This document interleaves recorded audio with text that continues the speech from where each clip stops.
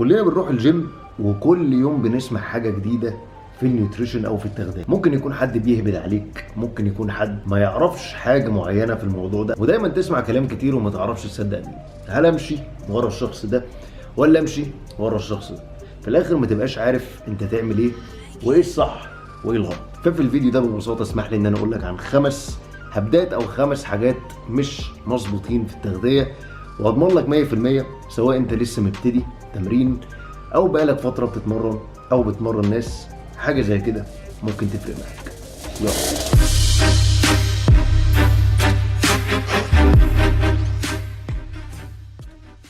ازيكم يا شباب، معاكم سيف الضوء من ايفولف، وصباح الفل او مساء الفل على حسب انت بتشوف الفيديو ده امتى.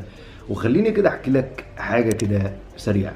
انت لسه مبتدي جيم دلوقتي حالا، دخلت الجيم لقيت ان في كذا حد، لقيت ان في حد جسمه عجبك او شكله عجبك، فطبيعي ان انت هتروح للشخص ده ان انت تساله بتعمل ايه، بتاكل ازاي، وايه الحاجه اللي هو يقدر يقولها لك او يساعدك بيها عشان تقدر ان انت توصل لحاجه كويسه. ممكن يكون بقالك فتره بتتمرن ووصلت لحاجه كويسه، بس انت عاوز ان انت تحسن من نفسك اكتر، عاوز انت في جول او في هدف انت عاوز ان انت توصل له، مش عاوز تفضل زي ما انت كده. فممكن بقى تبتدي تفتح على انستجرام تشوف البادي بيلدرز البروز او المحترفين، او يبقى في واحد صاحبك شكله بسم الله ما شاء الله كويس وعاجبك ويديك نصيحة.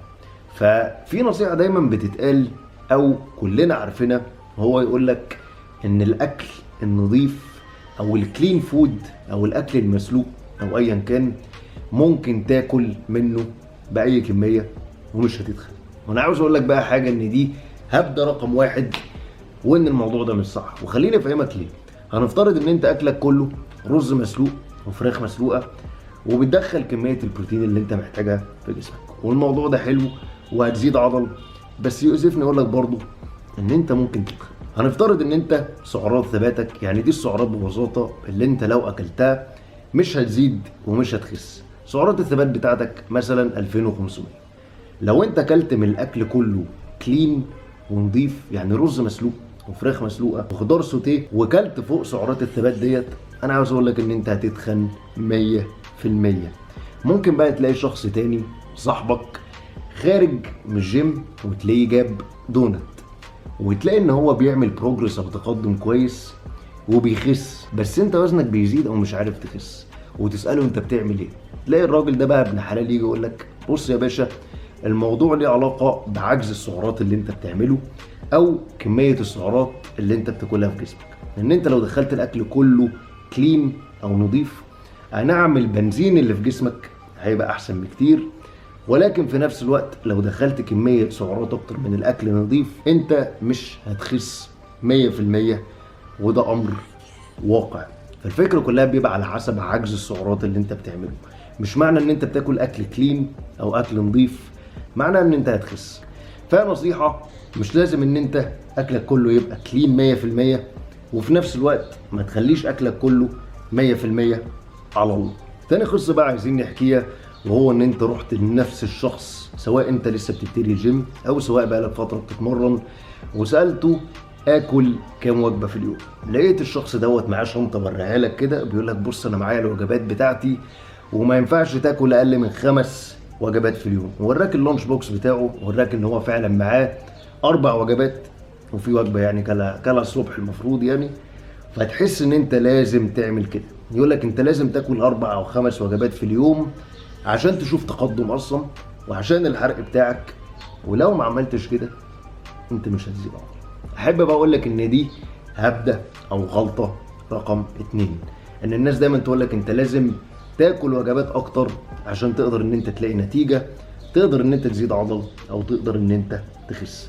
خليني بقول لك ان الموضوع ده مش صح. خليني برضه اقول لك ان الموضوع هيرجع لكميه الماكروز اللي هو البروتين والكاربز والفاتس وكميه السعرات اللي انت هتدخلهم في اليوم. لو اكلت وجبه واحده بس وفيها سعراتك والماكروز بتاعتك مظبوطين، احب اقول لك ان انت هتوصل لنتيجه. ولكن بقى خليني اقول لك حاجه، مشكله معظم الناس ان هي بتبص على ايه الاحسن 100%. يعني ببساطه الحاجه اللي هتخليك تحسن من التقدم بتاعك هو ان انت تقسم البروتين بتاعك او البروتين فيدنجز بتاعتك او الوجبات بتاعه البروتين بتاعك او كميه البروتين بتاعك ايا كان هتسميها ايه، تتقسم على مدار اليوم. لو اكلت وجبه واحده بس فيها سعراتك والماكروز كلها هتلاقي نتيجه 100% ومحدش ينفع يقول لك عكس ده. لو اكلت وجبتين هتلاقي نتيجه احسن، لو اكلت 3 هتلاقي نتيجه احسن، لو اكلت 4 زي 5 زي 6 بالظبط ببساطه. فاحب اقول لك ان الموضوع مفيش حاجه اسمها ايه الاحسن، هو على حسب انت كشخص ايه اللي حياتك هتسمح لك بيه.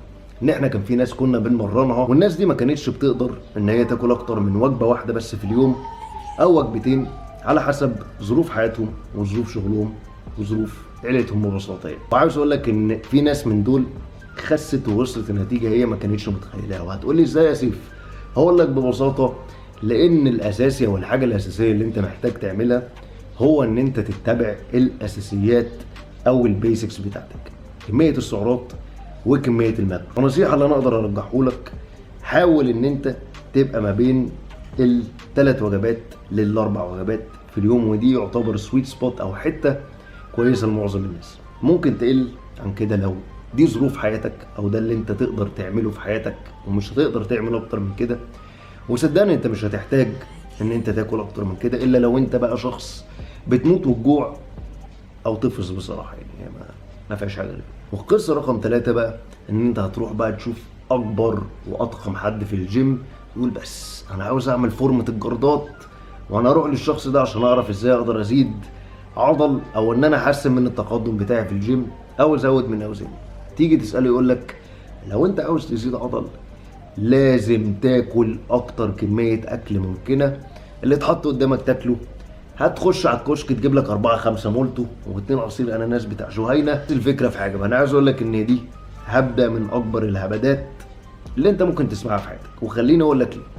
معظم الوقت هتسمع جمله ايت بيج تو جات بيج من ابطال كمال الاجسام او من اللعيبه المحترفه اللي معظمهم او شويه منهم بيكونوا بياخدوا ستيرويدز او منشطات او ايا كان اللي انت عاوز تسميه. فالفكره نفسها ان انت برضه ما تعرفش هل هم زادوا العضل ده بسبب ان هم بياكلوا كتير جدا ولا ميكس ما بين الاكل والستيرويدز اللي هم بياخدوها. ان خليني اقول لك ان احسن حاجه انت تعملها لو انت عاوز تزيد عضل ان انت تبقى يعتبر في فائض من السعرات ما بين 10 ل 20% فوق المينتنس او سعرات الثبات بتاعتك. كل ما الفائض بتاعك يزيد، يعني انت بتاكل سعرات اكتر من اللي جسمك بيحرقها، كل ما هتزيد وزن. بس الوزن ده مش كله عضل، ان انت كل ما الفائض هيبقى اكبر ان انت تزيد دهون هيبقى نسبته اعلى بكتير.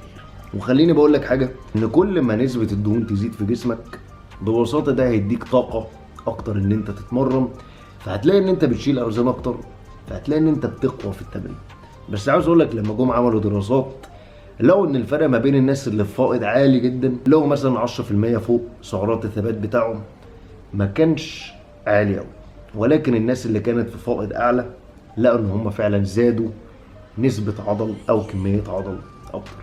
بس خليني اقول لك انت في الحالات كلها انت هتزيد عضل 100% لو انت في فائض كويس، لان ببساطه فائض السعرات او الكالوري سيربلس اللي انت هتاكله ان انت بتاكل سعرات اكتر من اللي جسمك بيحرقها، ده يخليك ببساطه في البيئه او الانفايرمنت او الهيئه المظبوطه اللي جسمك محتاجها ان انت تقدر تزيد عضل. بس ده مش معناه ان انت كل ما تاكل اكتر هتزيد عضل اكتر، ودي حاجه انت لازم تفهمها. هتزيد وزن اكتر ودي حاجه انا متاكد منها 100% وانت متاكد منها 100%، بس مش كل الوزن ده هيبقى عضل. القصه بقى رقم 4، وده انت ببساطه اتقدمت في المعلومات بتاعتك اكتر وبقيت عارف يعني ايه ماكروز اللي هو البروتين والكارز والفاتس، بقيت عارف يعني ايه سعرات. تروح بقى لحد فاهم في الموضوع دوت ويقول لك لو انت عاوز ان انت توصل لنتيجه كويسه لازم تظبط الماكروز بتاعتك كل يوم 100%. يعني لازم توصل للبروتين بالظبط اللي مكتوب لك، الكاربز بالظبط اللي مكتوبه لك، والفاتس او الدهون اللي مكتوبه لك بالظبط. لو ما عملتش كده مش هتوصل لنتيجه. واحب بقول لك ان دي هبده او غلطه رقم 4. وخليني اقول لك ليه ببساطه. خلينا متفقين ان الموضوع مش سعرات 100%، وان انت لو عاوز توصل لنتيجه كويسه لازم ان انت تظبط. شكرا يا فلفل. فلفل بيمسي على ابويا. خليني بقول لك ان انت لو عاوز توصل لنتيجة كويسة، احنا عارفين ان الموضوع مش كله سعرات 100%. لازم ان انت تظبط الماكروز بتاعتك اللي هو البروتين والكربوهيدرات والفاتس بتاعتك، بس مش شرط ان انت تظبط الرقم مظبوط 100%. يعني لو مكتوب لك 180 جرام بروتين 180 كاربس و40 فات، ده مش معناه ان انت لو وصلت الرقم مختلف من دول انت مش هتعمل نتيجه. ان الماكروز اللي محطوطه لك دي بتبقى للنتيجه الاوبتيمال او احسن نتيجه انت ممكن تشوفها في حياتك لو مشيت على الماكروز دي بالظبط. ولكن ده مش معناه ان انت لازم تمشي على اخر 2 بالظبط، بس خليك دايما ماشي على اول واحده. افترض ان حد بياكل 1800 سعره ودي الماكروز بتاعته، ولكن الشخص ده ما بيقدرش لسبب من الاسباب ان هو كل يوم يظبط الماكروز بتاعته. فتلاقي ان في يوم الماكروز بتاعته عامله كده، اليوم التاني الماكروز بتاعته عامله كده، واليوم التالت الماكروز بتاعته عامله كده. هتلاقي ان اول يوم الماكروز 100% مظبوطه، الاثنين التانيين مش احسن حاجه. تلاقي اليوم التاني خرج مع عيلته، اليوم التالت كان مسؤول في الشغل وما كانش معاه اكل، فاضطر ان هو ينزل السوبر ماركت يتصرف، واضطر ان هو يروح لمكان يجيب مثلا فراخ مشويه منه، فحاول ان هو يظبطها على قد ما تقدر، فحاول ان هو يظبطها على قد ما يقدر، بس ما كانتش زي اللي مكتوب له بالظبط. واللي انا بقى عاوز اقوله لك ان الشخص ده هيوصل لنتيجه كويسه، ولكن النتيجه الاحسن دايما بتبقى لو انت مشيت على الماكروز بالظبط. ان انت لازم تعرف ان احنا بني ادمين، انت مش هتعرف تمشي على كل حاجه 100% مظبوطه. زي ما انت ببساطه يومك مش دايما بيبقى ماشي 100% مظبوط، سواء في شغلك، في حياتك، او في دراستك، او مع ايا كان. الحاجه اللي انا انصحها لك، اوصل دايما لكميه البروتين بتاعتك، حاول ان انت ما تقللش منها. وبالنسبه للكاربز والفاتس حاول تقرب على قد ما تقدر من اللي مكتوب، بس لو يوم او يومين في ببساطه يعني اختلاف فيهم مش هيحصل لك اي حاجه وهتوصل لنتيجه. والقصه رقم 5 والاخيره، ان انت لما تروح لاي محل سبلمنتس او مكملات هتقول له بص انا محتاج ازيد عضل، او انا محتاج اقل دهون واحرق الدهون اللي هنا ومش عارف ايه والكلام ده كله، هتلاقيه يقول لك بص انت حلك عندي، انا عندي ستاك اسمها بالكينج ستاك، دي مكونه من 15 مكمل، لو خدتهم هنضمن لك ان انت هتزيد عضل. الناحيه الثانيه يقول لك بص انا عندي الفات بيرنر دوت، وهتاخد السبلمنت ده وده وده، اضمن لك 100% ان انت هتقل دهون. وخليني بقى اقول لك ان دي الهبده رقم 5 او الحاجه اللي مش صح. خليني اقول لك ان مجال السبلمنتس او مجال المكملات في العالم هو ببساطه عباره عن بيزنس. يعني انت مش محتاج كل حاجه من اللي محطوطه دي. يعني في حاجات انت فعلا لو اخدتها وجوده زي عدمه ببساطه، او هتفرق معاك بنسبه 2%، 3%، 5%. لو انت معاك فلوس زياده توكل على الله وهات حاجه زي كده. لو انت ببساطه عاوز تصرف فلوسك في مكملات فعلا هتفيدك، انصحك تصرف في الحاجات اللي فعلا ليها لازمه، زي الواي بروتين، زي الكرياتين، زي المالتي فيتامين، زي الاوميجا 3، وزي البري ورك اوت ببساطه. يعني اي حاجه تانية صدقني هي فلوس على الارض وانت مش محتاج ان انت تاخدها. وخليني اريحك، لو عاوز ان انت تفهم اي حاجه عن اي مكمل وهل ليه لازمه ولا لا، ممكن ان انت تدخل على الموقع ده وتتاكد بنفسك. ان انا برضه هقول لك مثال بسيط، في سبلمنت كلنا عارفين اسمه بي سي دبل اي او بي سي ايز، اللي هي فيه الاحماض الاساسيه اللي جسمك محتاجها عشان تقدر ان انت تزيد عضل. ولكن خليني اقول لك، لو انت بتاكل كميه البروتين اللي جسمك محتاجها، انت مش محتاج السبلمنت ده والمكمل ده خالص. ففي ناس بتاكل كميه بروتين كتيره زي ايت بيج تو جيت بيج الشخص دوت، وتلاقيه بيجيب بي سي. بس صدقني انت مش محتاج تعمل دوت، وتاكد بنفسك عشان من الاخر يعني ما تضيعش فلوسك على الفاضي. طبعا لما نيجي نسال نجيب واي بروتين ايه، ببساطه كله زي بعض. شخص يقول لك كونسنتريت، شخص يقول لك ايسوليت. صدقني هم الاول والاخر كله نفس النتيجه، ولكن في ناس بطنها بتوجعها شويه فيبقى احسن لها ان هي تجيب هيدرولايزد او ايسوليت. لو انت بطنك مش بتوجعك من اللبن قوي، توكل على الله وهات كونسنتريت. وطبعا مفيش واي احسن من الايفولف واي، دي حاجه مؤكده من الناس اللي مجربه. لو انت اول مره تجرب او عاوز تجرب، وده مش اوبشن بصراحه يعني. فلو انت لسه ما جربتش، احنا متحمسين فعلا ان احنا نعرف رايك عن الواي بتاعنا. لو انت طبعا مجرب فانت عارف اللي فيها، وهنستنى برضو رايك في الحاجه الجديده اللي نزلت. وهو ده الفيديو يا شباب، مش فلوج للاسف لان في كام حاجه بنعملها اليومين دول، لكن نوعدكم ان احنا مش هنبطل من الفلوجز اللي انتوا بتحبوها ان شاء الله. طبعا لو الفيديو عجبك ما تنساش تعمل لايك وشير وسبسكرايب، واهم من كل ده ان انت تدوس على الجرس اللي تحت عشان تكون من اوائل الناس اللي بتشوف الفيديوهات بتاعتنا. ولو في حاجه عاوز ان احنا نتكلم عنها ما تنساش تكتبها في الكومنت سيكشن تحت، عشان احنا بنحب نعمل الفيديوهات اللي انتوا بتكونوا عاوزين ان احنا نتكلم عنها.